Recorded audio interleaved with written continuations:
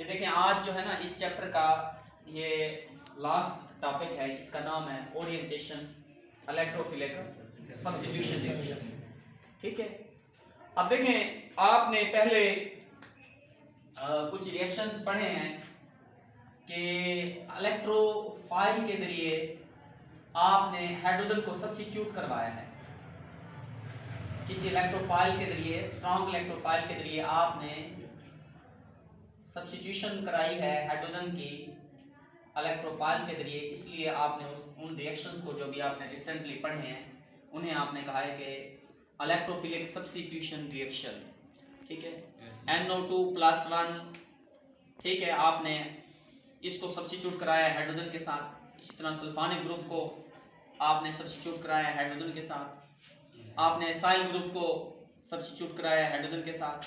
आपने alkyl group को substitute कराया है हाइड्रोजन के साथ। आपने हैलोजन ग्रुप को सब्स्टिट्यूट करवाया हाइड्रोजन के साथ।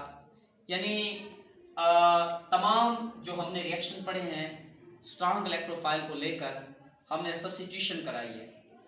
देखें, जब भी हम बेंजीन की सब्स्टिट्यूशन करते हैं ना, एक बात जहन में रख लें कि जब भी हम सब्स्टिट्यूशन करते हैं तो जब पहली सब्स्टिट्यूशन करते हैं तो उसमें हमारी मर्जी होती है कि ये 6 हाइड्रोजन में से कोई सा भी हाइड्रोजन रिप्लेस करके, इन 6 हाइड्रोजन में से कोई सा भी हाइड्रोजन रिप्लेस करके आप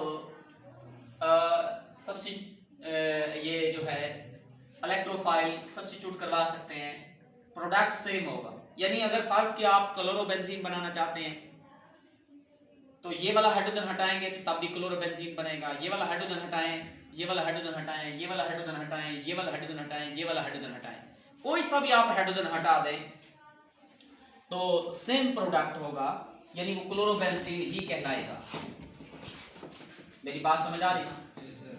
बहरहाल जब आप फास्ट सब्स्टिट्यूशन करा लेते हैं, अगर आप चाहते हैं कि भाई हम इसी मोनो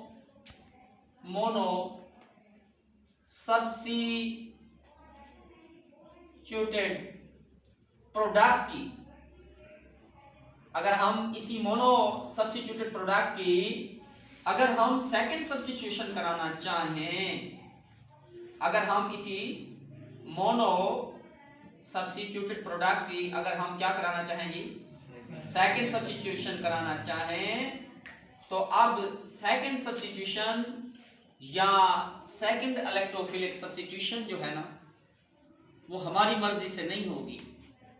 ठीक है, पहली सब्स्टिट्यूशन आपने कराई है ना, उसमें आपकी मर्जी थी, जो मर्जी हाइड्रोजन हटाकर आप जो है ना सब्स्टिट्यूएंट लगा दें। एक्स कहीं पर भी लग सकता है, आपकी मर्जी थी। ठीक है, अब आपने क्या कराना है जी, फर्ज किया वो मैं कहता हूं सेकंड सब्स्टिट्यूएंट वाई है। अब हमारी मर्जी नहीं चलेगी, अब हमारी मर्जी, अब किसकी मर्जी चलेगी? पहले से मौजूद सब्स्टिट्यूएंट की मर्जी चलेगी। समझ आ रही है मेरी बात? ठीक है ना, अब हमारी मर्जी नहीं चलेगी बल्कि किसकी मर्जी चलेगी? पहले से मौजूद सब्स्टिट्यूएंट की मर्जी चलेगी। वो आया कि अपने लिहाज से इस सेकंड इलेक्ट्रोफाइल को या इस सेकंड सब्स्टिट्यूएंट को अपने लिहाज से दूसरी पर आने देता है, तीसरी पर आने देता है, चौथी पर आने देता है। ठीक है, अब देखें, मैं इसको कंसीडर करता हूं कि ये हमारा एक एयरपोर्ट है, एयरपोर्ट है, और ये जो एक्स पहले से मौजूद सब्स्टिट्यूएंट है ये कंट्रोलिंग टावर के तौर पर एक्ट करेगा। कंट्रोलिंग टावर, ये कंट्रोलिंग टावर के तौर पर बिहेव करेगा। समझ आ रही है मेरी बात? ठीक है ना, मैंने कहा है कि पहली सब्स्टिट्यूशन हमारी अपनी मर्जी से होएगी।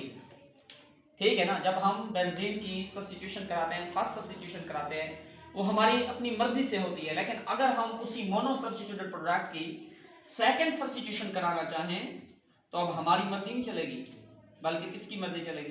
पहले से मौजूद। मेरी बात समझ आ रही ना? मैं फर्ज करता हूं कि ये पूरा एक मॉलिक्यूल, ये जो मोनो सब्स्टिट्यूटेड प्रोडक्ट है, मैं कहता हूं कि ये एक एयरपोर्ट का काम, ये एक एज अ एयरपोर्ट कंसीडर करते हैं, इसको हम एक एयरपोर्ट कंसीडर करते हैं। मेरी बात समझ आ रही है? अब ये एक्स जो है ये कंट्रोलिंग टावर है। अब देखें, आप समझदार हैं कि किसी भी एयरपोर्ट के ऊपर जब कोई त्यारा लैंड करता है तो वहां पर पहले एक कंट्रोलिंग टावर खड़ा होता है, वो आने वाले शिप को, जहाज को जो है कोई भी एयरप्लेन है तो उसको जनाब वो सिग्नल प्रोवाइड करता है कि आपने किस पाथ के, किस रनवे के ऊपर उतारना है। अब ये नहीं है कि जनाब वो बगैर सिग्नल लिए वो खुद लैंडिंग करना शुरू कर देगा, तो उसमें ये होगा कि अगर कोई रास्ते के ऊपर जहाज खड़े हैं काफी सारे तो वहां पर वो उनके क्रैश होने के चांसेस है। मेरी बात समझ आ रही ना? ठीक है, तो वो रास्ता उसको देगा जो कंट्रोलिंग टावर है आने वाले शिप को कि आपने किस पाथ के ऊपर उतरना है। मेरी बात समझ आ रही है? तो मैंने ये कहा है कि भाई ये जो है आपका पूरा मॉलिक्यूल एक एयरपोर्ट का काम करेगा और इसके ऊपर पहले से मौजूद जो सब्स्टिट्यूएंट है that will act as a controlling tower which will decide the second substituent कहां पर आएगा, ये डिसाइड करेगा, इस बात का फैसला करेगा कि सेकंड इलेक्ट्रोफाइल या सेकंड सब्स्टिट्यूशन इसके लिहाज से आया कि वो दूसरी पर होगी, तीसरी पर होगी या चौथी पर होगी। ठीक है ना, क्योंकि दूसरी और छठी इसके लिहाज से आइडेंटिकल है, तीसरी और पांचवी ये भी आइडेंटिकल है। मेरी बात समझ आ रही है ना? आया कि वो सेकंड सब्स्टिट्यूएंट दूसरी पर आएगा इसके लिहाज से, तीसरी पर आएगा, चौथी पर आएगा, इस बात का फैसला कौन करेगा? पहले से जो सब्स्टिट्यूएंट करेगा। ठीक है, अगर याद रखें ये पहले से मौजूद सब्स्टिट्यूएंट अगर ये हुआ इलेक्ट्रॉन पुशिंग ग्रुप, अगर ये हुआ इलेक्ट्रॉन पुशिंग ग्रुप हुआ, अगर ये हुआ electron pushing group, electron releasing, electron pushing या इलेक्ट्रॉन रिलीजिंग हुआ, इलेक्ट्रॉन पुशिंग का हो या इलेक्ट्रॉन रिलीजिंग, यानी ये बेंजीन रिंग के अंदर charge density, electron density push करे पहले से मौजूद सब्स्टिट्यूएंट, ये वाला जो पहले से मौजूद सब्स्टिट्यूएंट जिसे हम कंट्रोलिंग टावर कह रहे हैं, अगर ये बेंजीन रिंग में इलेक्ट्रॉन डेंसिटी पुश करेगा या रिलीज करेगा तो हम उसे कहते हैं एक्टिवेटिंग ग्रुप। क्या बोलते हैं? ठीक है, जो इलेक्ट्रॉन पुशिंग होता है या इलेक्ट्रॉन रिलीजिंग होता है उसे हम एक्टिवेटिंग ग्रुप कहते हैं। एक्टिवेटिंग ग्रुप जितने भी होते हैं, एक्टिवेटिंग ग्रुप जितने भी होते हैं, अब कौन कौन से होते हैं ये बाद में डिस्कस करेंगे, इसका फैसला बाद में होगा कि इलेक्ट्रॉन पुशिंग ग्रुप कौन कौन से हो सकते हैं जो बेंजीन रिंग के अंदर चार्ज ऐसी पुश करेंगे। याद रखें जितने भी इलेक्ट्रॉन पुशिंग या इलेक्ट्रॉन रिलीजिंग ग्रुप होते हैं जिनको हम एक्टिवेटिंग ग्रुप कहते हैं, ठीक है, वो इलेक्ट्रॉन डेंसिटी पहली और दूसरी और चौथी पोजीशन पर इलेक्ट्रॉन डेंसिटी पुश करते हैं। तो ये सेकंड सब्स्टिट्यूएंट को दूसरी और चौथी पर अपने लिहाज से सेकंड सब्स्टिट्यूएंट को कहां पर आने देंगे? दूसरी और चौथी पोजीशन पर, दूसरी और चौथी पोजीशन पर जो इलेक्ट्रॉन पुशिंग ग्रुप होंगे ना, ठीक है, जो इलेक्ट्रॉन पुशिंग ग्रुप होंगे वो अपने लिहाज से सेकंड सब्स्टिट्यूएंट को कहां पर आने देंगे? अगर कंट्रोलिंग टावर की नेचर क्या हो कि वो इलेक्ट्रॉन पुशिंग है, मैंने क्या कहा है कि कंट्रोलिंग टावर की क्या हो कि कंट्रोलिंग टावर ऐसा हो, यानी पहले से मौजूद सब्स्टिट्यूएंट ऐसा हो कि वो इलेक्ट्रॉन डेंसिटी पुश करता हो बेंजीन रिंग के अंदर, ठीक है, और जो पुश करता है उसे हमने क्या बोला है? Activating group. और जो एक्टिवेटिंग ग्रुप है वो इलेक्ट्रॉन डेंसिटी कहां पुश करेगा? दूसरी और चौथी पर। समझ आ रही है मेरी बात? तो लिहाजा सेकंड सब्स्टिट्यूएंट दूसरी और चौथी पर आएगा, ठीक है, उसे हम कहते हैं उस इलेक्ट्रॉन पुशिंग ग्रुप को या इलेक्ट्रॉन रिलीजिंग ग्रुप को या एक्टिवेटिंग ग्रुप को हम ऑर्थो पैरा अट्रैक्टर कहते हैं। क्या कहते हैं? Ortho para attractor. हां, अगर वो X यानी पहले से मौजूद सब्स्टिट्यूएंट जिसे हम कंट्रोलिंग टावर कह रहे हैं, अगर वो आने वाले मैं कहता हूं जी, अगर वो है इलेक्ट्रॉन विद ड्राइंग, अगर वो है electron with drawing, electron with drawing group है, इलेक्ट्रॉन विद ड्राइंग ग्रुप है, यानी कि वो बेंजीन रिंग से इलेक्ट्रॉन डेंसिटी विथड्रॉ करता है, निकालता है, ठीक है, ये वाला तो पुश कर रहा था ना। अगर वो ऐसा ग्रुप हो कि जो बेंजीन रिंग से क्या करे? इलेक्ट्रॉन डेंसिटी विथड्रॉ करे, निकाले, बेंजीन रिंग से इलेक्ट्रॉन निकाले, क्योंकि पाई इलेक्ट्रॉन है। मेरी बात समझ आ रही है ना? पाई बॉन्ड कमजोर होता है, उसके इलेक्ट्रॉन विथड्रॉ किए जा सकते हैं। अगर वो ऐसा ग्रुप हो कि वो बेंजीन रिंग से इलेक्ट्रॉन गैस विथड्रॉ करने की सलाहियत रखता है, इलेक्ट्रॉन विथड्रॉइंग ग्रुप है, उसे हम दूसरे लफ्जों में डीएक्टिवेटिंग ग्रुप भी कहते हैं। क्या बोलते हैं? डीएक्टिवेटिंग ग्रुप भी कहते हैं। डीएक्टिवेटिंग, वो बेंजीन रिंग से जो इलेक्ट्रॉन डेंसिटी निकालेगा ना, वो बेंजीन रिंग को डीएक्टिवेट कर रहा होगा। मेरी बात समझ आ रही है? और जो पुश कर रहा होगा वो बेंजीन के न्यूक्लियस को एक्टिवेट कर रहा होगा, और जो विथड्रॉ कर रहा होगा वो बेंजीन रिंग के न्यूक्लियस को डीएक्टिवेट कर रहा होगा। तो हम इस इलेक्ट्रॉन विथड्रॉइंग ग्रुप को हम डीएक्टिवेटिंग ग्रुप भी बोलते हैं। याद रखें, जो डीएक्टिवेटिंग ग्रुप होता है वो इलेक्ट्रॉन डेंसिटी जो है ये जनाब दूसरी और चौथी पोजीशन से विथड्रॉ कर लेता है। दूसरी और चौथी पोजीशन से इलेक्ट्रॉन डेंसिटी विथड्रॉ कर लेता है, यानी खींच लेता है। तो लिहाजा बेंजीन जो है दूसरी और चौथी पोजीशन से एज अ न्यूक्लियोफाइल अटैक नहीं कर सकता।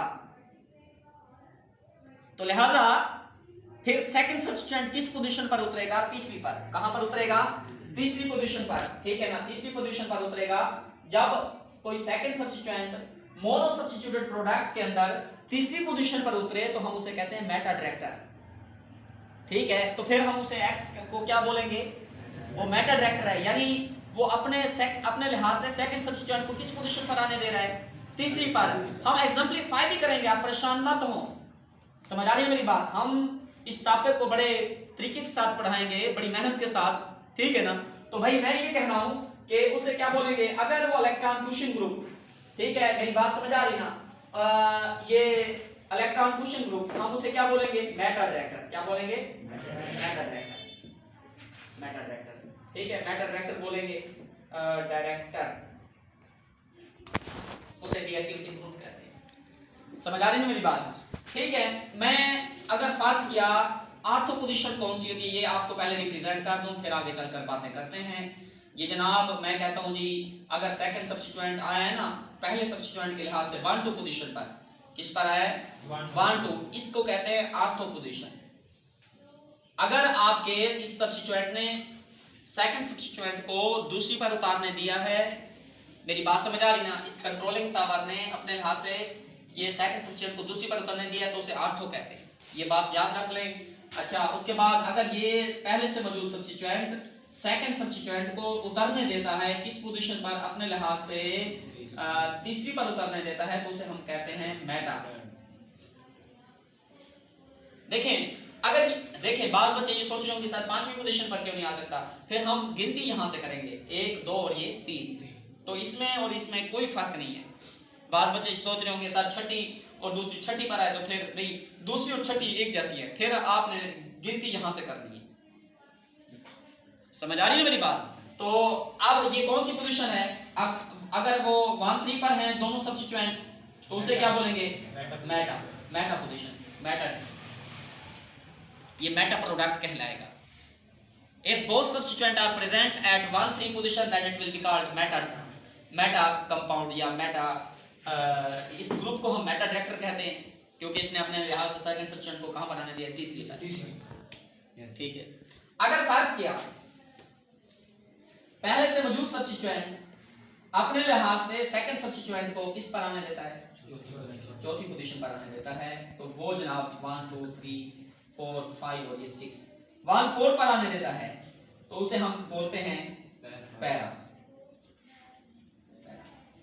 समझ आ रही है मेरी बात? ठीक है, समझ आ रही है मेरी बात? भाई ये 1 4 पर आने देगा तो उसे पैरा डायरेक्टिंग ग्रुप कहते हैं। किसको? इसको, ठीक है ना? तो भाई जब सेकंड सब्स्टिट्यूशन करते हैं पहले से मौजूद सब्स्टिट्यूएंट के मौजूदगी में, पहले से यानी मोनो सब्स्टिट्यूट प्रोडक्ट की जब भी सेकंड सब्स्टिट्यूशन करेंगे तो उसमें ये होगा कि आपके 3 किस्म के प्रोडक्ट पॉसिबल हैं। वो डिपेंड करता है इसकी नेचर के ऊपर। मेरी बात समझ आ रही ना? मैंने इस पूरे मॉलिक्यूल को क्या कंसीडर किया है? एयरपोर्ट। और इसको क्या कंसीडर किया है? कंट्रोलिंग टावर इस बात का फैसला करता है कि आने वाला सेकंड शिप या सेकंड सब्स्टिट्यूएंट किस पोजीशन पर आएगा। आया को इसके लिहाज से दूसरी पर आएगा, तीसरी पर आएगा या चौथी पर आएगा। अगर दूसरी पर आएगा तो उसे आर्थो प्रोडक्ट कहेंगे, अच्छा ऑटोट्रैक्टर कहेंगे, अगर तीसरी पर आएगा तो उसे मेटा, अगर चौथी पर आएगा तो उसे पैरा। मेरी बात समझ आ गई? क्यों भाई? ठीक है, पहली सब्स्टिट्यूशन जब कराएंगे तो किसकी मर्जी होगी? हमारी अपनी मर्जी होगी, जहां मर्जी सब्स्टिट्यूएंट लग जाए कोई मसला नहीं है। लेकिन हाँ ये जरूर है कि जब सेकंड सब्स्टिट्यूशन कराएंगे तो उसमें हमारी मर्जी नहीं चलेगी, बल्कि किसकी मर्जी चलेगी? पहले सब्स्टिट्यूएंट की मर्जी चलेगी। वो इस बात का फैसला करेगा कि आने वाला शिप किस पोजीशन पर उतरेगा। मेरी बात समझ आ रही ना? तो अगर वो इसको सिग्नल प्रोवाइड करता है, मैं कहता हूँ दूसरी बार, तो वो दूसरी बार उतारने देगा, तीसरी बार प्रोवाइड करता है तो तीसरी बार, चौथी बार प्रोवाइड करता है तो चौथी बार। अब हम एग्जांपल से जस्टिफाई करते हैं, जरा गौर फरमाएं। ये मैंने बात लिख दी है, आप जरा गौर फरमाएं कि मैं आपको मिसाल देता हूं फिनोल की। किसकी? फिनोल की।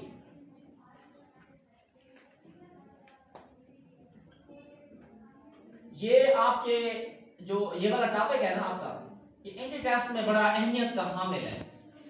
ये वाला जो टॉपिक है एंटी टेस्ट में आपका बड़ी अहमियत का हामिल है। ठीक है ना? समझ आ रही है मेरी बात? अब देखें, ये लिख लें लफ्ज जो मैं लिख रहा हूं, अगर डीलोकलाइजेशन हो नॉन बॉन्डिंग और पाई इलेक्ट्रॉन के दरमियान, उसे कहते हैं मेसोमेरिक इफेक्ट। क्या बोलते हैं? मेसोमेरिक इफेक्ट बोलते हैं। ये तुम्हारे उसमें नहीं लिखा हुआ, कहीं सोच के बैठे हो? ठीक है, उसे मेसोमेरिक इफेक्ट कहते हैं। अगर डीलोकलाइजेशन समझते हैं ना? मूवमेंट ऑफ इलेक्ट्रॉन ना, इलेक्ट्रॉन की पोजीशन तब्दील होती है उसमें जब इलेक्ट्रॉन डीलोकलाइज करते हैं। अगर नॉन बॉन्डिंग यानी पाई इलेक्ट्रॉन, नॉन बॉन्डिंग समझते हो ना? अब नॉन बॉन्डिंग और पाई इलेक्ट्रॉन के दरमियान डीलोकलाइजेशन हो तो उसे हम क्या बोलते हैं? Mesomeric effect. नॉन बॉन्डिंग समझते हैं, लोन पेयर को कहते हैं।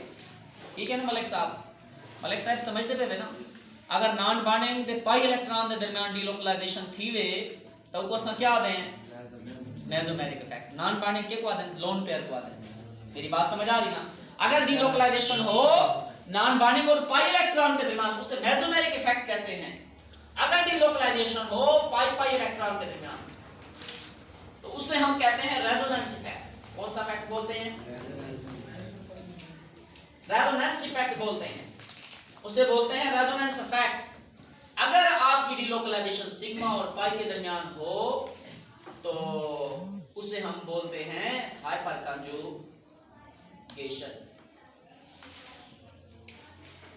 Hyper conjugation. अच्छा, अगर ऐसा इफेक्ट जो इलेक्ट्रोनेगेटिविटी डिफरेंस की वजह से हो, ठीक है ना, ऐसा इफेक्ट जो ड्यू टू इलेक्ट्रोनेगेटिविटी डिफरेंस की वजह से हो, इसका मतलब है END का मतलब इलेक्ट्रोनेगेटिविटी डिफरेंस। इलेक्ट्रोनेगेटिविटी ऐसा इफेक्ट जो इलेक्ट्रोनेगेटिविटी डिफरेंस की वजह से हो, उसे हम इंडक्टिव इफेक्ट कहते हैं।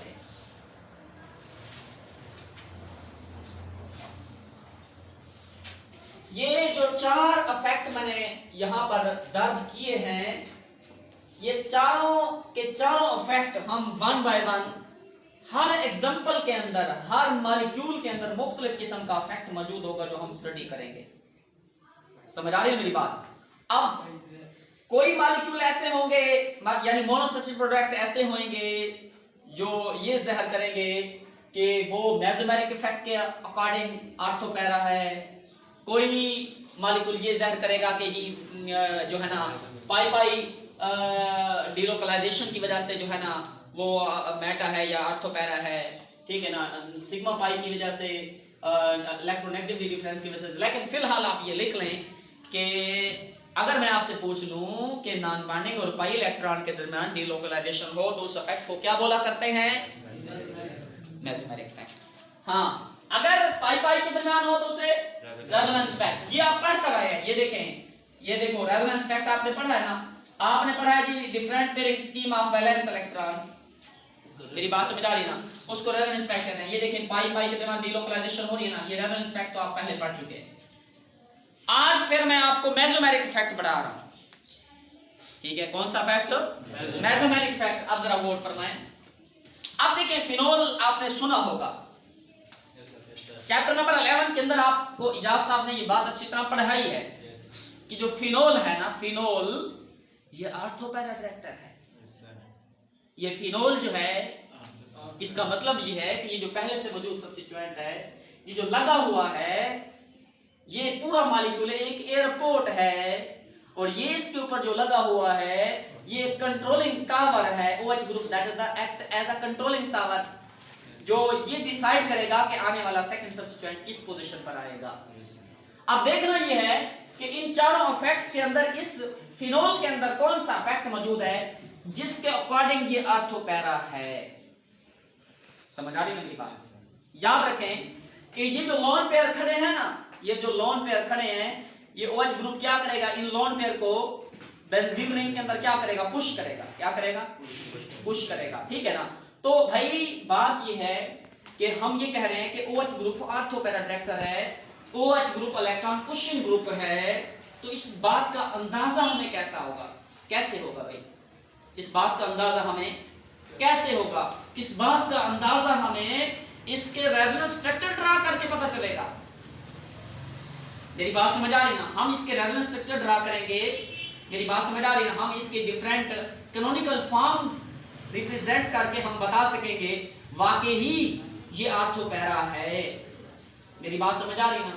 लेकिन एक बात तो सामने आ चुकी है कि इसके अंदर जो इफेक्ट मौजूद है ना इस वक्त, वो है मेसोमेरिक इफेक्ट। ठीक है ना?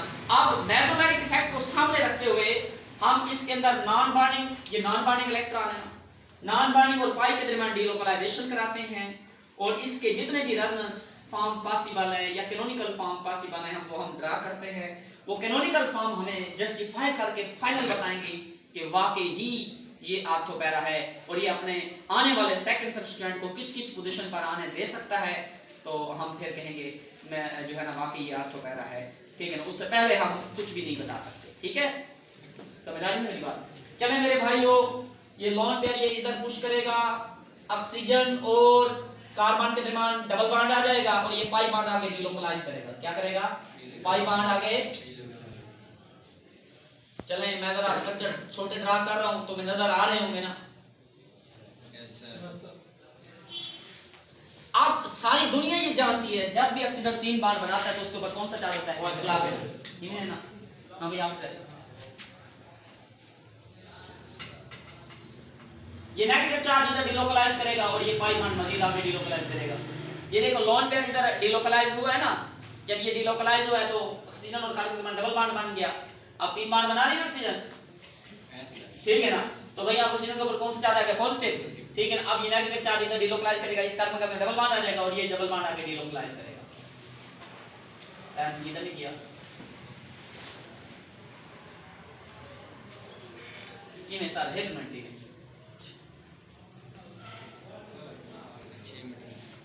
6 मिनट होता, ठीक है? अब ये पता तो चल रहा है ना कि इलेक्ट्रॉन डीलोकलाइज कैसे हो रहे हैं।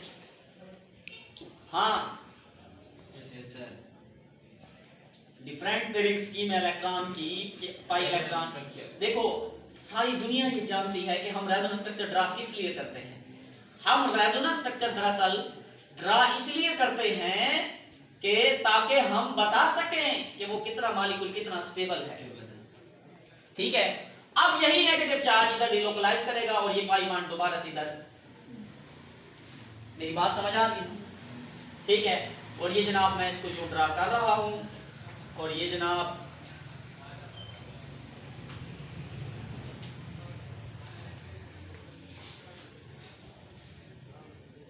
दोबारा से, यानी लोन पेयर चला था डीलोकलाइज होने के लिए, डीलोकलाइज होकर बेंजीन रिंग के अंदर डीलोकलाइज होकर दोबारा वो उसी हालत में दोबारा फिनोल हमने एंड में जाके रिप्रेजेंट कर दी है। ठीक है ना? इनमें ये सारे जो है ना आपस में क्या है, एक दूसरे की कैनोनिकल फॉर्म है, ये रेजोनेंस स्ट्रक्चर है। अब ये कैनोनिकल फॉर्म्स या रेजोनेंस स्ट्रक्चर किस बात को जस्टिफाई कर रहे हैं कि ये ऑर्थोपैरा है? पहली बात साफ नजर आ रही है कि ये इलेक्ट्रॉन पुशिंग ग्रुप है, इलेक्ट्रॉन पुशिंग ग्रुप है। अब ये इलेक्ट्रॉन कहां पुश कर रहा है? दूसरी, ये दूसरी हो गई ना? yes, और ये चौथी, और ये कौन सी है? ये भी तो दूसरी है। मेरी बात समझ आ रही ना? अब ये जो कैनोनिकल फॉर्म्स हैं, ये जो रेजोनेंस स्ट्रक्चर जो हमने ड्रा किए हैं, ये रिप्रेजेंट ये कर रहे हैं कि भाई ये जो आपका OH ग्रुप है, ये बेंजीन रिंग के अंदर इलेक्ट्रॉन डेंसिटी पुश कर रहा है। कहां पर पुश कर रहा है? किस किस पोजीशन पर? दूसरी और चौथी पर। तो लिहाजा हम ये कह सकते हैं कि अब बेंजीन सेकंड सब्स्टिट्यूशन करेगा, इलेक्ट्रो एज अ न्यूक्लियोफाइल काम करेगा बेंजीन